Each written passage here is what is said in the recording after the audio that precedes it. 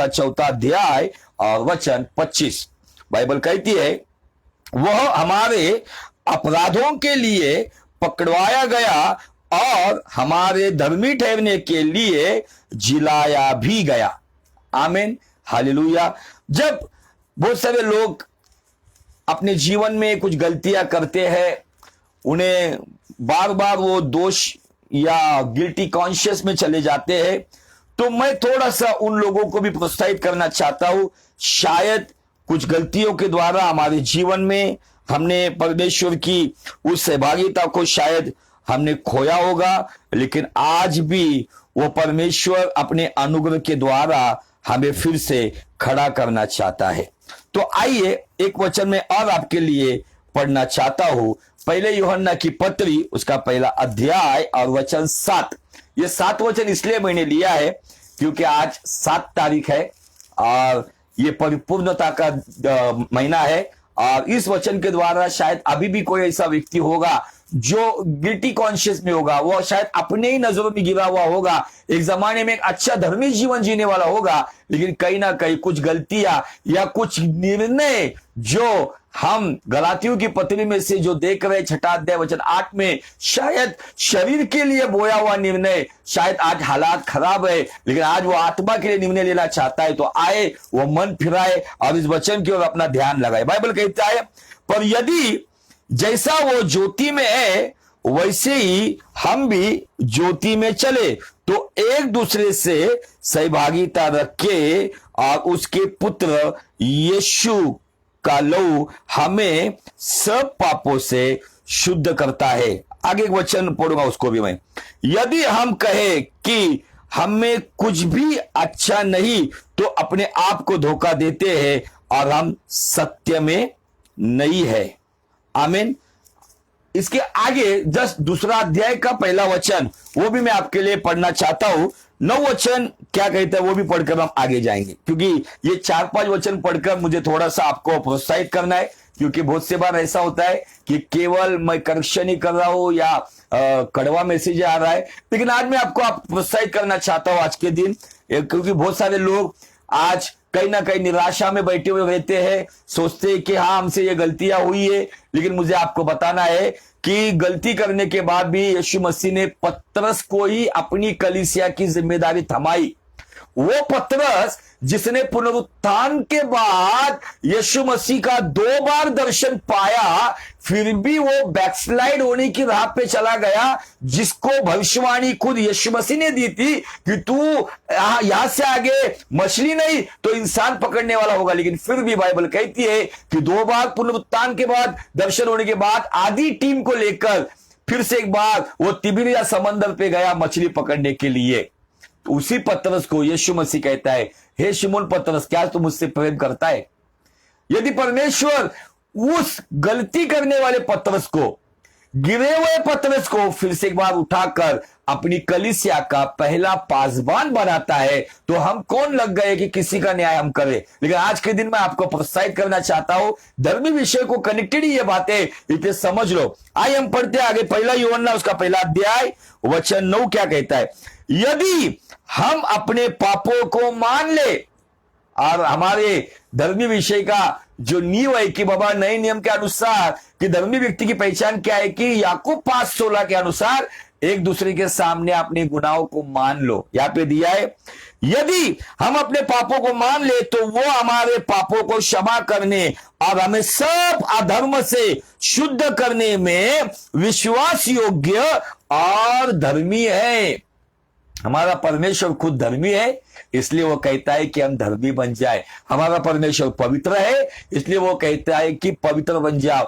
हमारा परमेश्वर विश्वास योग्य है, इसलिए वो कहता है कि विश्वास योग्य बन जाओ। आगे दिया है, यदि हम कहें कि हमने पाप नहीं किया है तो उसे झूठा ठहराते हैं और उसका वचन हम में नहीं है। हमसे गलतियां होती है, हम गुनाह करते हैं, लेकिन यीशु का लहू जो धर्मी लहू है, निश्चय पुनरुत्थान के बाद धर्मी ठहराए गए, लेकिन उसके बाद अगर कुछ हमसे होता है तो यीशु का लहू उपलब्ध है, अवेलेबल है। हम उसके द्वारा उस लहू से धोकर हम धर्मी हो सकते हैं। आमीन। जैसे एक उदाहरण के स्वरूप में, अगर नाना प्रकार के परफ्यूम की जो सोप है, साबुन है, किसी में गुलाब का परफ्यूम है, किसी में लिली का परफ्यूम है या मोगरा का है, तो ये जो साबुन आप यूज करते तो वही परफ्यूम या वही सुगंध आपके शरीर में आएंगे। लेकिन यीशु के लहू में एक सुगंध है, उस सुगंध का नाम है धर्मी। यदि हम उसके लहू से धोते अपने आप को, तो अधर्मी कामों को छोड़कर हम धर्मी राह पे चलना शुरू कर देते। आमीन। दूसरे अध्याय का पहला वचन, यूहन्ना की पत्री, पहली पत्री, दूसरा अध्याय, उसका पहला वचन गौर से सुनो। हे मेरे बालको, मैं बातें तुम्हें इसलिए लिखता हूं कि तुम पाप न करो। यहां पे यूहन्ना अपनी कलीसिया के बच्चों को लिख रहा है कि तुम पाप ना करो। यदि कोई पाप करे तो पिता के पास हमारा एक सहायक है, अर्थात धर्मी यीशु मसीह। आमीन। पिता के पास हमारा क्या है? पिता के पास अच्छी तरह से समझने के लिए, पिता के पास हमारा बेस्ट एडवोकेट, संसार का बेस्ट लॉयर हमारे पिता के पास है। और वो लॉयर, वो वकील उस पिता के सिंहासन के दाहिनी ओर बैठकर अपने धर्मी लोगों के लिए वो निवेदन करता है, उनकी सहायता करता है, उनकी बेल करता है, उनकी जमानत करता है। लेकिन एक बात गौर से सुनो, वो पिता की दाहिनी ओर बैठा हुआ एक वकील है, एक एडवोकेट है। लेकिन एक समय आने वाला है, वकील जब खड़ा हो जाएगा तो तुरंत वो वकील या जो एडवोकेट है, जो हमारी जमानत कर रहा है, जो पिता के पास हमारा सहायक है, जो निवेदन कर रहा है, उसका औहदा, उसका अधिकार बदल जाएगा। सडनली वो वकील एक जज या न्यायाधीश बन जाएगा, वो जज साहब बन जाएगा। और फिर वहां पे कुछ नहीं चलेगा, तब केवल न्याय और न्यायी होगा। इसलिए समय रहते यदि हमसे कुछ गुनाह पाप हुए हैं, तो याकूब 5:16 के अनुसार जो धर्मी व्यक्ति के जीवन की जो नींव है, वो नींव कहती है आपस में एक दूसरे के सामने अपने पापों का अंगीकार करो। इसका मतलब क्षमा मांगो और क्षमा करो।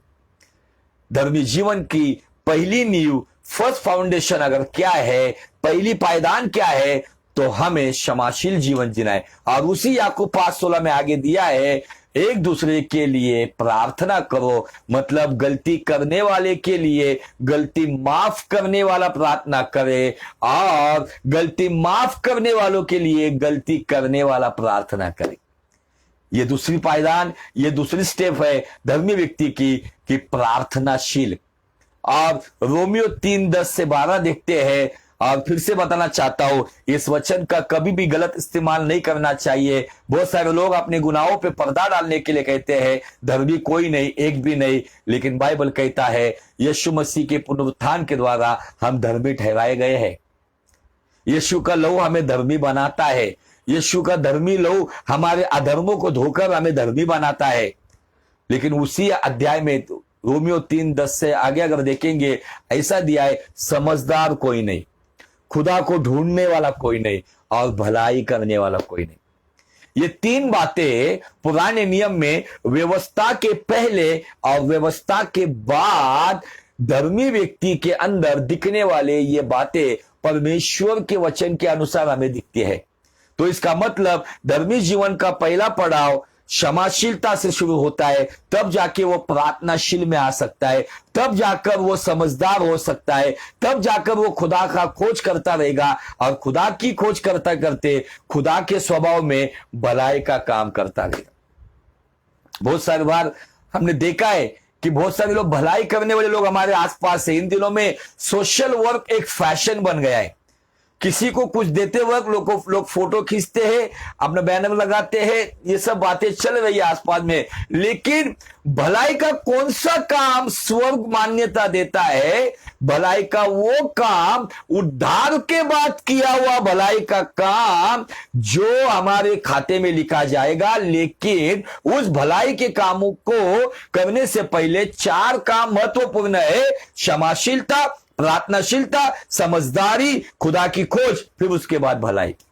यदि अगर मैं मेरे गुनाह करने वालों को अगर मैं माफ नहीं करता हूं, या मुझसे गलती हुई मैं माफी नहीं मांगता हूं, यदि मेरा प्रार्थना जीवन ही नहीं है, मैं समझदारी से निर्णय लेता ही नहीं हूं, मैं प्रभु को खोजता ही नहीं हूं, उसके बाद मैं करोड़ों रुपए किस गरीब के लिए मैं अगर खर्चा करता हूं, तो यह भलाई का काम व्यर्थ है।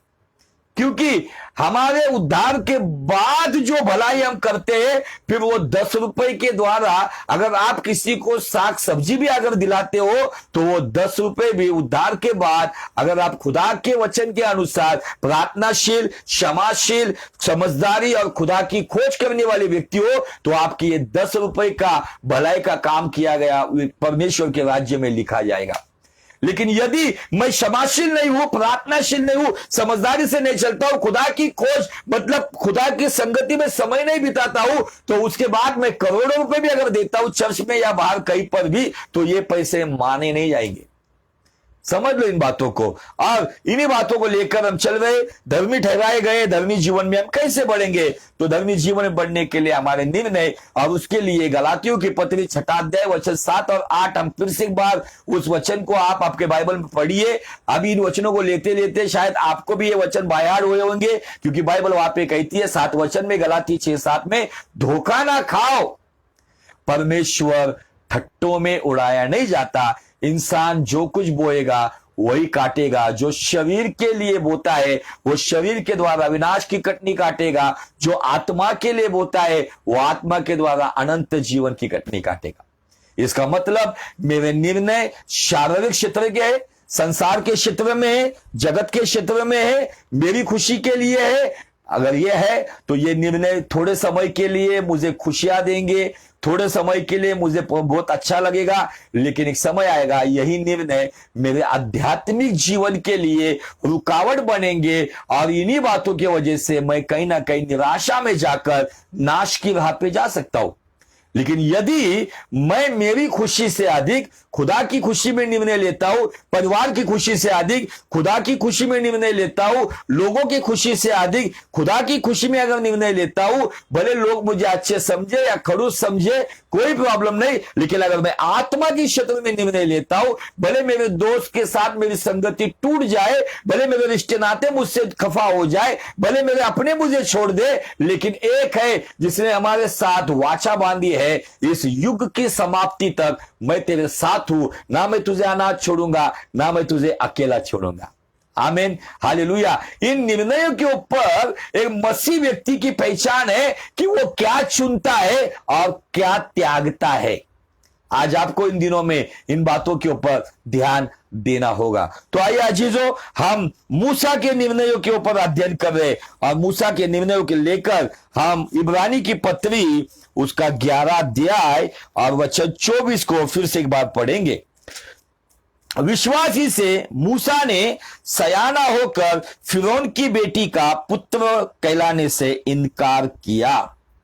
तो पहली बात आती है, बहुत सारे लोग सयाना होने के लिए आज तैयार नहीं है। बहुत सारे लोगों को ऐसा लगता है कि हाँ मेरे पास जो ज्ञान है बस, बाकी कुछ। कभी कभी कुछ लोग बैठे बैठे कुछ लोगों के दिमाग में ऐसा भी ख्याल आता होगा, अरे पास्टर जो प्रचार कर रहे हैं, जो चर्च के पास्टर है या ऑनलाइन में उनसे बेहतर मुझे भी अच्छे से पता है।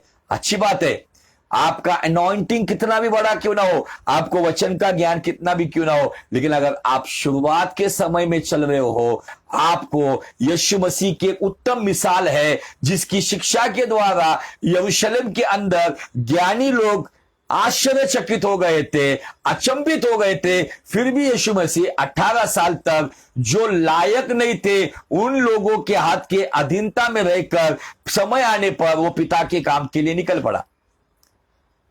होशे नबी का 4 अध्याय और वचन 6 में बहुत अच्छी बात यहां पे आज परमेश्वर हमें बताएगा। बाइबल कहती है, मेरे ज्ञान के न होने से मेरी प्रजा नष्ट हो गई है, तूने मेरे ज्ञान को तुच्छ जाना है, इसलिए मैं तुझे अपना याजक रहने के अयोग्य ठहराऊंगा, इसलिए कि तूने अपने परमेश्वर की व्यवस्था को तज दिया, मैं भी तेरे बाल बच्चों को छोड़ दूंगा। कौन से कारण से? यहां पे स्पष्ट बता रहा है, ज्ञान के ना होने से।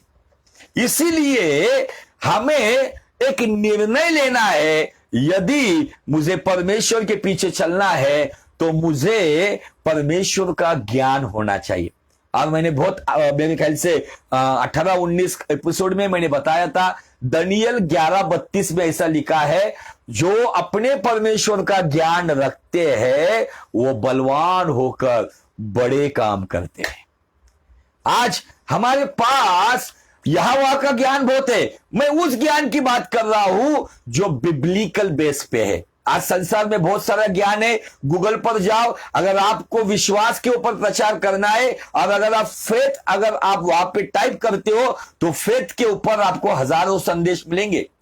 लेकिन यदि आपका व्यक्तिगत अनुभव, आपके साथ परमेश्वर के साथ जो वार्तालाप आप करते हो, परमेश्वर ने आपके साथ वचन के द्वारा जो बात की और उस वचन को लेकर अगर आप प्रचार करते हो तो उसके द्वारा आपका और आपके सुनने वाले का भी उद्धार होगा। आमीन, हालेलुया। और एक वचन मैं आपके लिए पढ़ना चाहता हूं, यशायाह नबी का किताब, उसका 5वां अध्याय और वचन 1। यहां पे अधोलोक कह सकते हो और या तो नरक कह सकते हो। यशायाह नबी उसका 5वां अध्याय एक वचन, मैं आज बहुत थोड़ा सा तैयारी कर रहा था और उस वचन के द्वारा परमेश्वर ने कुछ बातें आज मेरे हृदय में रखी। यशायाह नबी का 5वां अध्याय और वचन 5। अब मैं तुमको बताता हूं अपनी दाग की बारी से क्या करूंगा। सॉरी, कुछ वचन मुझसे छूट रहा है, एक minute.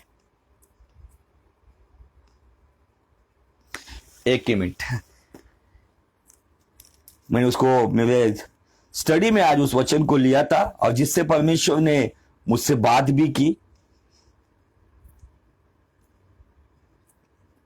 Thank you Jesus, we worship you lord, we glorify your holy name.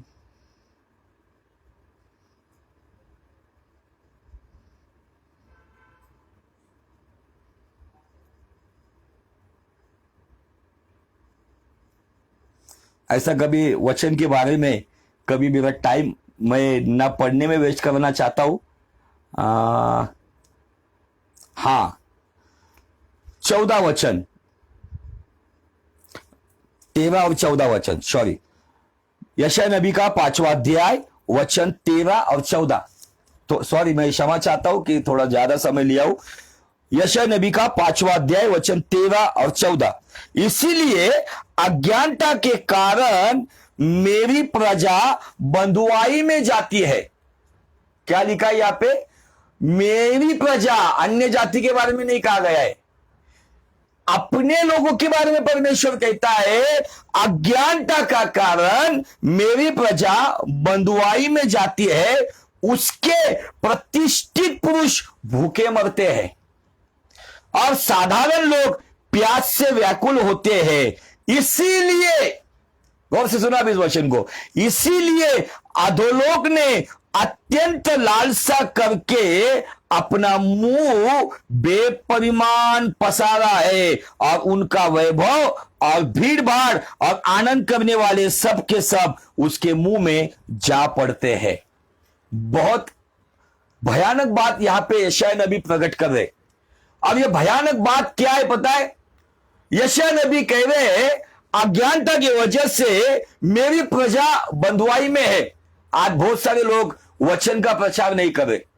तेल, पानी, भविष्यवाणी, केवल ऐसी गवाहियां जो केवल एक अट्रैक्टिव माहौल को बनाए रखा है। चंगाई और इनडायरेक्टली अगर कहना है तो केवल वरदानों पे लोगों की विश्वास की नींव रखी जा रही है, जिसके वजह से क्या हो रहा है, लोग केवल उस चर्च की ओर अब उस अगुवे की ओर आकर्षित है। मुझे ऐसा चर्च और ऐसा अगुवा खुद के लिए बनना नहीं है। मेरा काम है कि लोग यीशु की ओर आकर्षित हो। और इन्हीं लोगों का जीवन मैंने भी देखा है। शुरुआत के समय में मैंने भी कुछ गलतियां की है कि जब चिन्ह चमत्कार नहीं होते हैं तो ये लोग फिर से अपने पुराने जीवन में जाते। हमारी नींव, प्रेरितों की कलीसिया की नींव, उन्होंने पहले सुसमाचार बताया और जरूरत पड़ने के बाद खुदा के अनुग्रह से चिन्ह चमत्कार और भविष्यवाणियां की। लेकिन आज की डेट की सेवकाई केवल प्रॉफिटिक, हीलिंग, डिलीवरेंस, प्रोफेसिस इन बातों पर पड़ी हुई है, लेकिन वर्ड ऑफ गॉड, खुदा का कलाम कहीं ना कहीं कम होते जा रहा है। और इसीलिए क्या दिया है पता है, प्रजा बंधुआई में प्रतिष्ठित पुरुष भूखे मरते। जो प्रतिष्ठित मतलब बहुत ही ज्ञानी, बहुत ही फेमस, बड़े अहदे के लोग भूखे मरते। प्रॉफिटिकली उसके बहुत सारे मीनिंग्स है। आगे दिया, साधारण लोग प्यास से व्याकुल होते हैं। ये कारण क्या है पता है? अज्ञानता के कारण बहुत सारे अगवे बन जाते, पास्टर बन जाते। अभी तो फैशन आ गई है, गली गली में आपको प्रॉफिट दिखेंगे।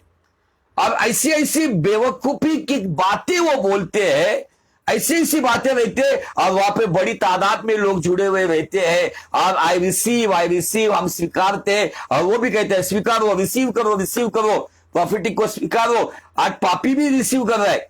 लेकिन आज कहीं पर भी इन बातों की वजह से क्या परिणाम हुआ है पता है? मैंने एक छोटा सा दृश्य इस वचन के द्वारा देखा है, और वह दृश्य यह है, इसीलिए किस लिए?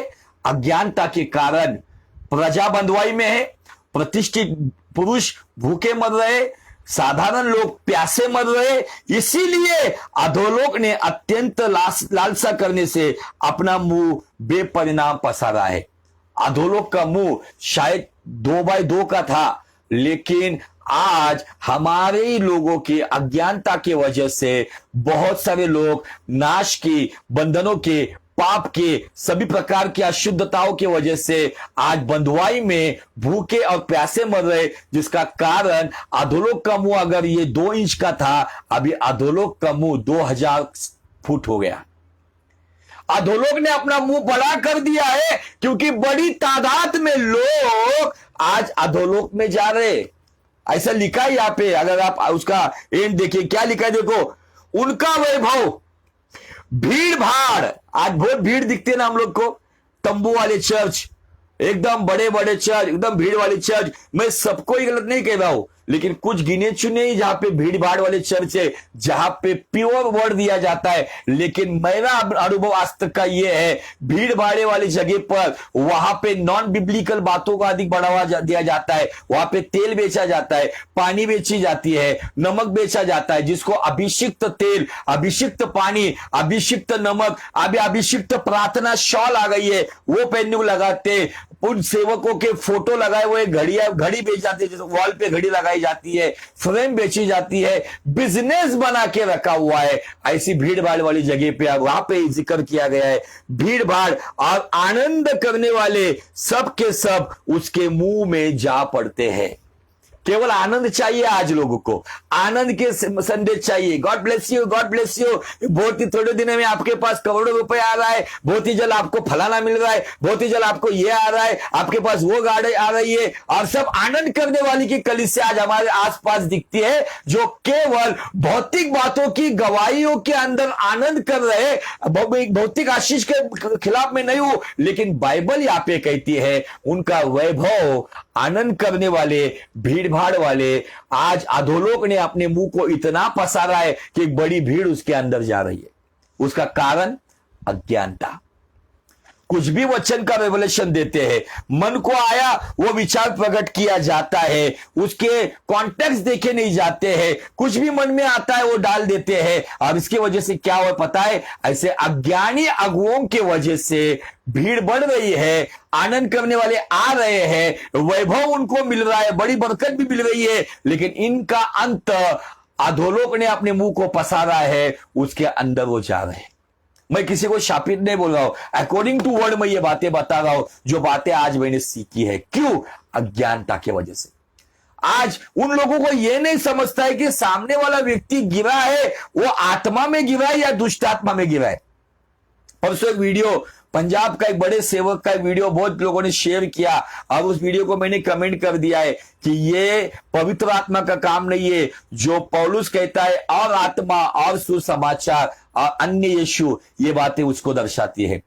फिर इतने सालों से इतने बड़े सेवक को कौन सी आत्मा चला रही थी जो अभी कह रहा है कि मुझे पवित्र आत्मा मिला है? फिर इतने सालों से फिर हमने भीड़ को भटकाया ही ना। पवित्र आत्मा के चिन्ह, अगर आपके ऊपर पवित्र आत्मा आता है तो उसके अंदर एक डिसिप्लिन है, उसके अंदर अव्यवस्था नहीं है, उसके अंदर एक तमीज है जो अपने यीशु की महिमा करता है। जोर जोर से चिल्लाना, झटकना, बॉडी वाइब्रेशन करना, यह चिन्ह नहीं है। और आज इसी अज्ञानता की वजह से बहुत सारे लोग बंधुआई में चले जा रहे, बहुत सारे लोग भूखे और प्यासे मर रहे, और इसका परिणाम लोगों को केवल भौतिक बातों पर नींव रखी जाती है और लोगों को केवल भौतिक बातों में इंटरेस्टेड किया जाता है, केवल चिन्ह चमत्कार चंगाइयों में रखा जाता है, जिसकी वजह से आज आनंद करने में वो अपने जीवन का मकसद समझते हैं, भीड़ भाड़ में जाना ही वो अपने आप को खुद को बहुत आशीष समझते, वैभवशाली जीवन जीना ही अपने जीवन का मकसद बनाते। लेकिन इन सारे लोगों की राह जो अधोलोक ने मुंह बड़ा पसारा है, उस राह पे जा रहे। आज आपको इन बातों को समझना होगा। Hallelujah, praise the Lord. और हम मूसा के जीवन से देख चुके हैं कि मूसा सयाना होकर उसने क्या किया, उसने फिरौन की बेटी का पुत्र होने का इंकार किया। तो पहला पॉइंट आता है, आज मुझे जो देखने वाले, आप नए बिलीवर हो, पुराने बिलीवर हो, जवान हो या आप सीनियर सिटीजन हो, आप मिडिल एज के हो, लेकिन आज मुझे एक बात बतानी है मेरे भाइयों, मेरे बहनों, आज आपको एक बात बतानी है, मेरे माता हो, मेरे पिता समान पिता हो, आपको एक विनती करनी है मुझे, आपको पहले सयाना जीवन जीना होगा, सयाना बनना होगा। अगर इस मैसेज के बाद अगर परमेश्वर मुझे चलाएगा तो मैं आपको 5 पहाड़ी का संदेश आपको दूंगा, जिसके अंदर भी ये बातें परमेश्वर ने प्रकट की है। ये जो बात है दिखती है, मूसा सयाना हो गया। आज सयाना होने के लिए कोई तैयार नहीं है, जिसको उसको प्रीचिंग करनी है। सेवा मतलब लोगों को ऐसा लगता है केवल लोगों के सामने आके माइक पकड़ना सेवा नहीं। व्यक्तिगत सेवा यह है कि मैं अपने जीवन से खुदावन को खुश करूं। यह आपका और मेरा व्यक्तिगत सेवा है, जो रोमियो 12:1 में दिया गया है। हमारे जीवन का जीवते परमेश्वर को संतुष्ट करना, उसको प्रसन्न करना, यह हमारी सेवा है। बाद में वो लोगों की सेवा है। यदि मेरे जीवन से वो परमेश्वर संतुष्ट नहीं है तो यह सेवा कुछ मतलब की नहीं है। मैं अगर उसके साथ समय नहीं बिताता हूं तो यह सेवा पूरी व्यर्थ है। बाइबल हमें इसका मूसा के जीवन से कहती है कि वो सयाना हो गया। आज सयाना हो जाओ, मैच्योर्ड हो जाओ। बहुत सारे लोग उम्र से मैच्योर्ड रहते, लेकिन आत्मिकता में बहुत बच्चे रहते। आत्मिकता में वो कुछ भी ऐसी बकवास बातों में पड़े हुए रहते हैं।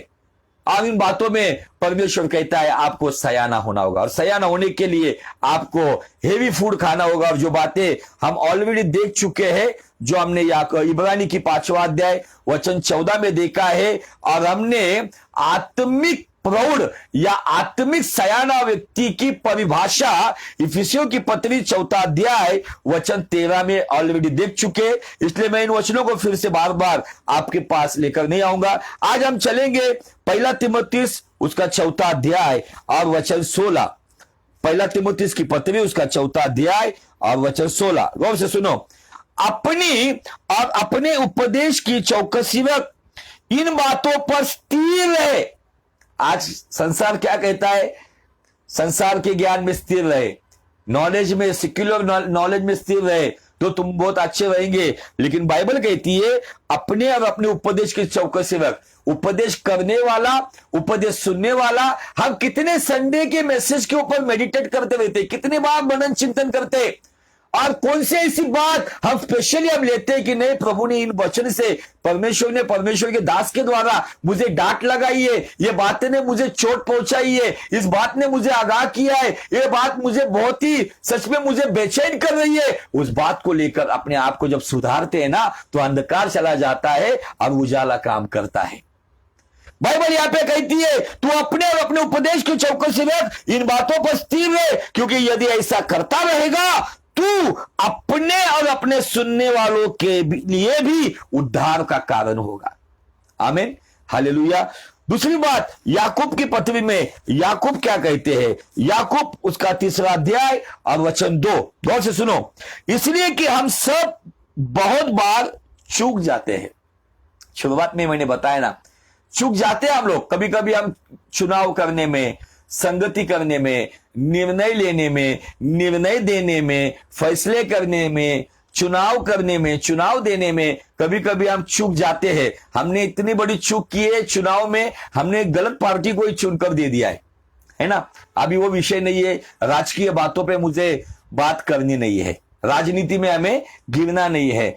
हम कभी कभी चूक जाते, लेकिन यहां पे याकूब बहुत अच्छी बात बता दी। याकूब ये व्यक्ति है जो पुनरुत्थान के बाद ये उद्धार में आया हुआ प्रभु यीशु मसीह का भाई है, लेकिन उसके पहले वो अपने भाई के साथ एक अच्छा बर्ताव करने वाला भाई नहीं था। लेकिन पुनरुत्थान के बाद उसका जीवन बदला है। उन 120 लोगों में उसने भी उद्धार पाया और पवित्र आत्मा का बपतिस्मा पाया और परमेश्वर की सेवकाई के लिए, परमेश्वर के नाम के लिए वो अपने जीवन को समर्पित किया। क्या कहता है ये याकूब? बहुत ज्ञान की बातें कहता है। याकूब की किताब को ज्ञान की किताब कही जाती है और बाइबल कहती है इसलिए कि हम सब बहुत बार चूक जाते, जो कोई वचन में नहीं चूकता वही तो सिद्ध मनुष्य है और सारी देह पर भी लगाम लगा सकता है।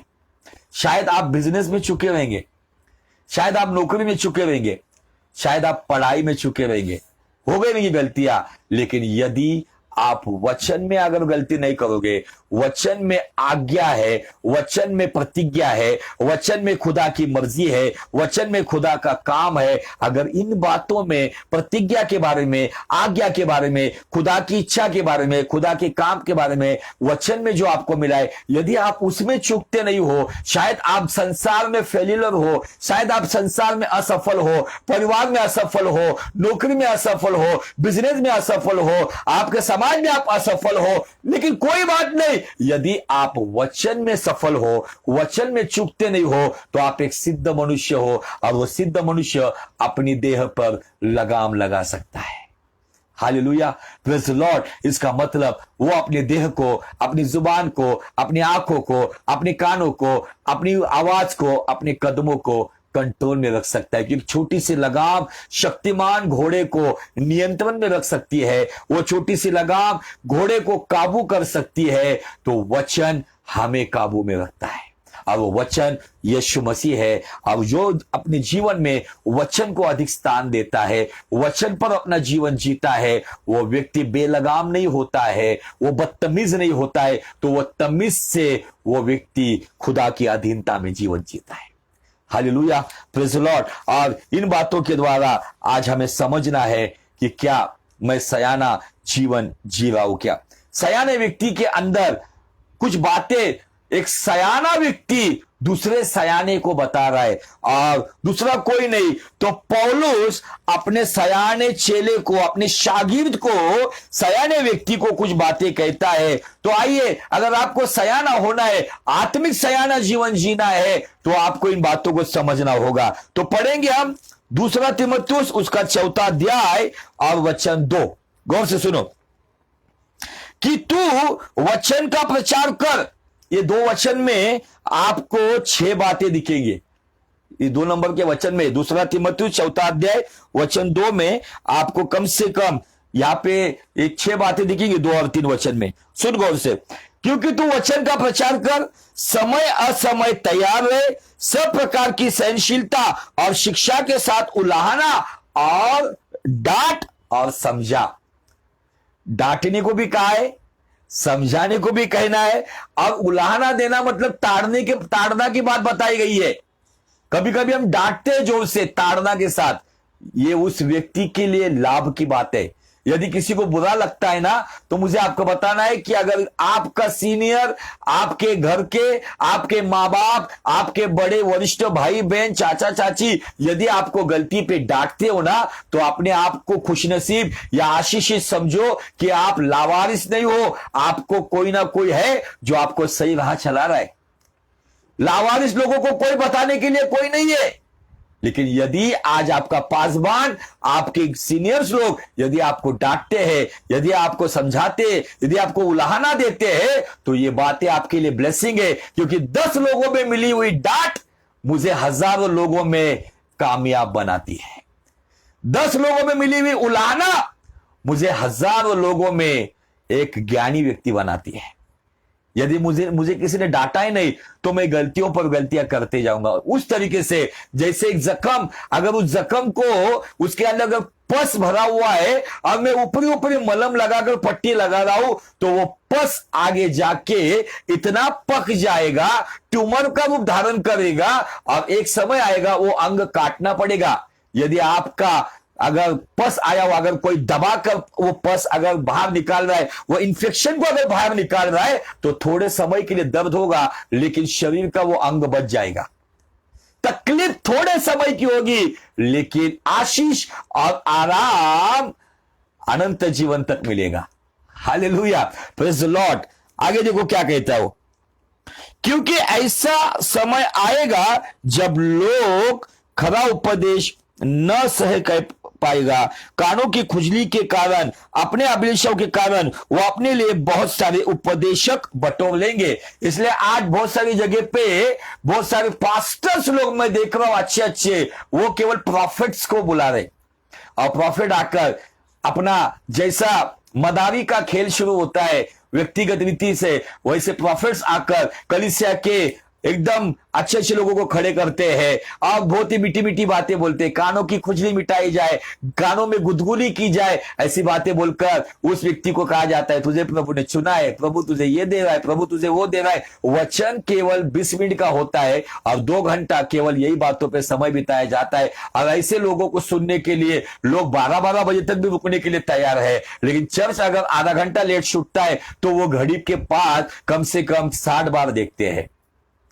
ऐसी जगह पर बहुत उन लोगों का बाजार, उन लोगों का मार्केट बहुत गर्म है, लेकिन जहां पे दोष दिखाया जाता है, जहां पे उल्हाना दी जाती है, जहां पे डांट लगाई जाती है, जहां पे बोध किया जाता है, जहां पे उनको सीधा किया जाता है, जहां पे उनको तैयार किया जाता है, वहां पे कुछ लोग रुकते नहीं है। एक सयाने व्यक्ति को एक सयाना गुरु अपने शागिर्द को बता रहा है, नंबर 1 कह रहा है वचन का प्रचार कर, नंबर 2 पे कहता है समय असमय तैयार रहे, नंबर 3 पे वो कहता है सब प्रकार की सहनशीलता। शायद हमको बहुत तकलीफ होगी, सहनशीलता रखनी होगी सब परिस्थिति में। शायद आप परमेश्वर के लोग हैं, लेकिन आप घर में, आपके घर से आपको कोई आपकी विटंबना करेंगे, आपको निंदा करेंगे, आपको अपमानित करेंगे, दुख देंगे, लेकिन सब प्रकार की सहनशीलता एक सयाने व्यक्ति के अंदर होती है। नंबर 4 पे वो कहता है, आगे दिया गया है कि उल्हाना दे, नंबर 5 पे वो कहता है डांट लगा, नंबर 6 पे कहता है समझा। इस एक वचन में 6 बातें, और ये 6 बातें उन लोगों के लिए है जो सयाना होना चाहते हैं। शायद आपको उल्हाना मिली है, ये उल्हाना आपको मिले ताकि आपके अंदर जो लोग आएंगे आप उनको उल्हाना देंगे। आपको समझाया गया है, ये समझ आपको इसलिए दी गई है कि आपके अंदर जो लोग आएंगे आप उनको समझाए। ये दोष आपका दिखाया गया है ताकि आपके अंदर जो लोग, आप उनका भी दोष दिखाए, ताकि परमेश्वर का सेवक, परमेश्वर का जन हर एक बात में धर्मी जन सिद्ध हो जाए। ये पहला ही पॉइंट पर मैं रुक रहा हूं, मुझे आज ये दूसरा पॉइंट लेना था, विश्वास के द्वारा पापमय बातों को नकार देना या इनकार करना। जैसा मूसा ने सयाना होने के बाद, इब्रानी 11:24 कहता है कि उसने फिरौन की बेटी का पुत्र कहलाने से इनकार किया। आप इनकार कब करोगे? जब आपके ज्ञानेंद्रियों को इब्रानी 5:14 के अनुसार भले बुरे का ज्ञान हो जाएगा, तब आप सही और गलत का चुनाव कर सकते हो। अगर आपको इन बातों का ज्ञान ही नहीं, तो हम कहीं ना कहीं जैसे हमने इफिसियों की पत्री 4 अध्याय वचन 13 और 14 में देखा है कि हवा के झोंके के जैसे लोग यहां हुआ तितर बितर हो गए। चतुराई से, ठग विद्या से भरमाने जाने वाले लोगों की शिक्षा से इसलिए बहुत अच्छा लग रहा है, नया लग रहा है, लेकिन बिब्लिकल बेस हमारा स्ट्रांग ना होने की वजह से हम गलत डॉक्ट्रिन वाले के पास चले जाएंगे। इसलिए अपनी कलीसिया में, अपने चर्च में, अपने अगुवे के नीचे रहो और वहां पे सयाने हो जाओ, ताकि परमेश्वर आपको सही समय पर, पतरस कहता है पहला पतरस 5:1 के अनुसार, समय आने तक यीशु मसीह के हाथ के नीचे बने रहो। एक समय आएगा तब वो तुम्हें ऊंचा उठाएगा। अपने आप ऊंचे मत उठो, जितना हो सके उतना नीचे जाओ। खुदावन एक समय लेगा, उस गड्ढे से उठाकर आपको ऊंचा उठाएगा। ना आंखों ने देखा, ना कानों ने सुना, ना किसी के चित्त में आएगा, ऐसे अद्भुत बातें परमेश्वर आपके द्वारा करेगा।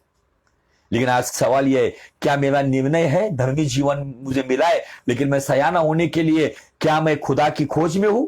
क्या मैं समझदारी से जीवन जीता हूं? क्या मैं प्रार्थनाशील जीवन जीता हूं? क्या मैं अपने लोगों को क्षमा मांगता हूं, क्षमा करता हूं, मैं भलाई का काम करता हूं? अच्छी बात है, उसके साथ साथ हमें वचन में भी सयाना होना, वचन की रोटी खानी होगी हमारे जीवन में। हम उस सयाने लेवल पे अगले पॉइंट में मैं इस सयाने जीवन की जो पहली पायदान मैंने लिए है, सयाना होने का निर्णय जो मैंने आपको बताया है, ये मैं अगली एपिसोड में नहीं लूंगा। अगला एपिसोड मेरा होगा विश्वास से पाप का इनकार। पाप का इनकार तब करोगे जब आप सयाने होंगे। गलत बातों का इनकार तब करोगे जब आप सयाने होंगे। आमीन, हालेलुया। परमेश्वर आपको बहुत बहुत आशीषित करे। मैं विश्वास करता हूं निश्चय परमेश्वर ने आज हमसे कुछ नई बातों से आज हमारे सामने अपने हृदय को रखा है। मैं अज्ञानता के द्वारा अधोलोक के मुंह को पसारने वाला हूं या ज्ञान के द्वारा अधोलोक को भूखा रखने वाला हूं, ये मेरी चॉइस है, मेरा एक ही चॉइस है। भले चिन्ह चमत्कार हो या ना हो, बहुत चिन्ह चमत्कार हुए, लेकिन मैं इन बातों में समय नहीं दूंगा।